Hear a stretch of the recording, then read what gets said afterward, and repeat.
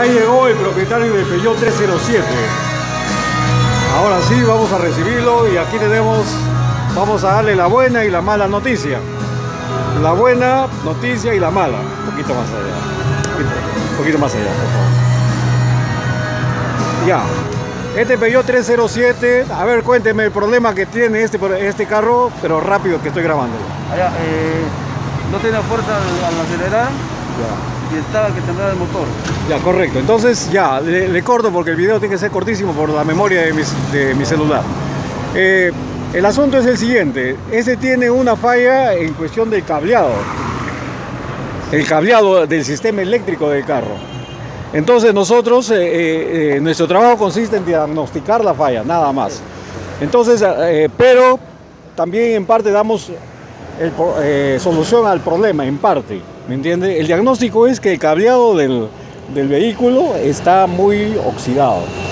Hay que revisarlo por medio de un electricista. Ahora que después que termine de grabar. También sensores, todo está bien.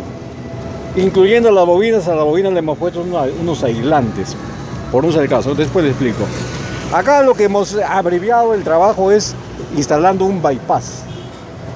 Porque si me voy yo, que no lo hago, me voy a dedicar a chequear el cableado, termina en una semana por lo menos. Esto tiene que hacerlo un especializado en eso, ¿me entiende? Yo después le explico.